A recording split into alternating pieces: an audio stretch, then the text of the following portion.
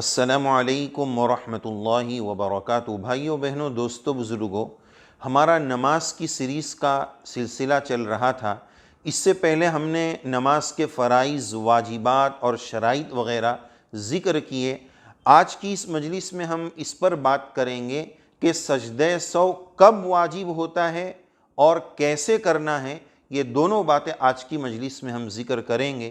نماز چونکہ اہم ترین عبادت ہے اور واجب چھوٹنا، یہ سجدہ سہو کا واجب ہونا نماز میں بہت ساروں کو پیش آتا ہے، اس لیے اس مسئلے کو باریکی کے ساتھ، گہرائی کے ساتھ سمجھنے کی ضرورت ہے۔ اس لیے کہ بہت سارے لوگ ایسا بھی کرتے ہیں کہ سجدہ سہو واجب نہیں ہوا ہے اور کر لیتے ہیں، اور بعض اس کا عکس ہوتا ہے کہ سجدہ سہو واجب ہو گیا ہے لیکن علم نہ ہونے کی صورت میں وہ سجدہ سہو نہیں کرتے ہیں۔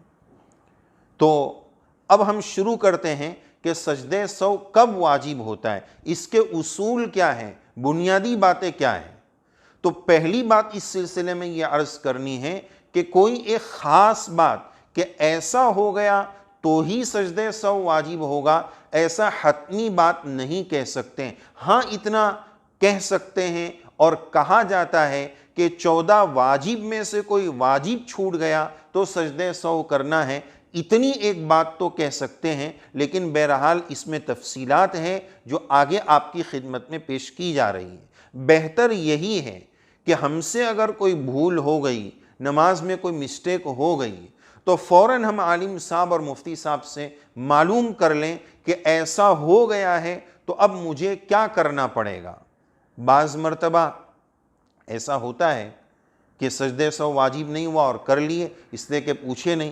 ایک مرتبہ ایک امام صاحب نے ایک جگہ نماز میں سجدہ سہو کیا، بعد میں ان کو پوچھا گیا کہ آپ نے سجدہ سہو کیوں کیا، تو انہوں نے کہا کہ میں نے بھول سے سبحان ربی الاعلیٰ 8 بار پڑھ لیا تھا، تو ایک زیادہ ہو گیا اس لیے کر لیا۔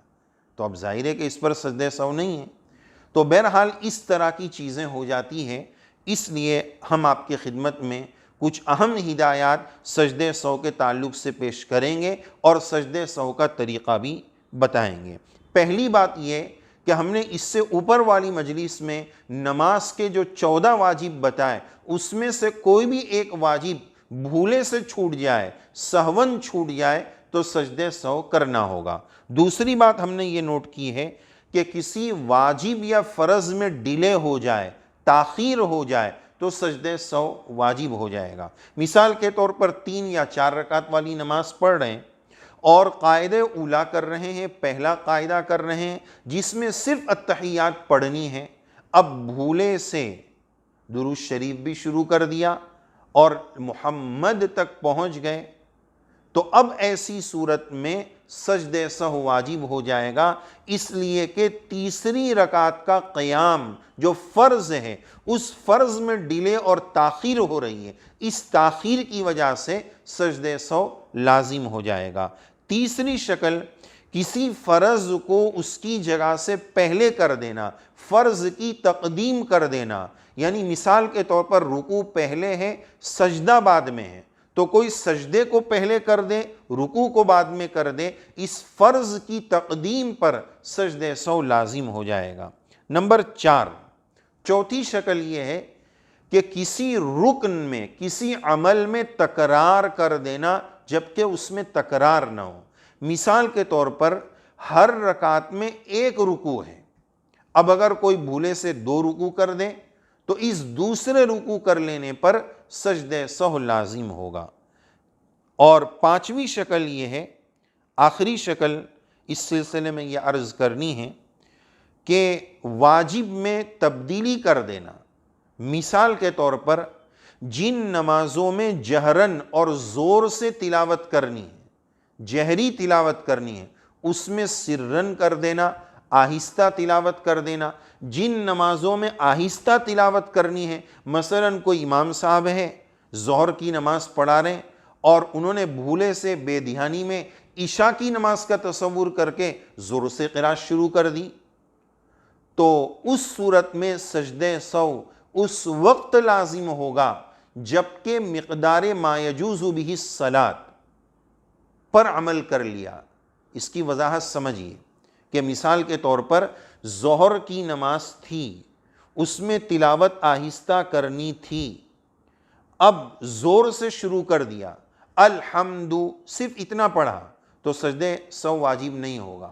صرف الحمد پڑھنا مقدار ما یجوز بہ الصلاۃ، یعنی اتنی مقدار پڑھ لینا جس سے نماز جائز ہو جاتی ہے، اور وہ 3 آیت ہے، 3 چھوٹی آیت یا 1 بڑی آیت، تو اتنی مقدار اگر ظہر میں زور سے پڑھ لے تو سجدے سہو ہوگا۔ یعنی جس میں زور سے پڑھنا ہے آہستہ پڑھ لیا یا اس کا الٹا کر لیا تو سجدے سہو اس وقت واجب ہوگا جبکہ اتنی مقدار میں مخالفت کر لی، اتنی مقدار قرآن شریف پڑھ لیا جتنی مقدار سے وہ رکعت وہ نماز درست ہو جاتی ہے۔ تو یہ کچھ خلاصہ تھا کہ ان باتوں سے سجدے سہو لازم ہوتا ہے۔ ٹوٹل اس کا خلاصہ یہی نکلتا ہے، یہی کہا جا سکتا ہے کہ واجب کے چھوٹنے پر سجدے سہو لازم ہوتا ہے۔ اب سجدے سہو کا طریقہ کیا ہے؟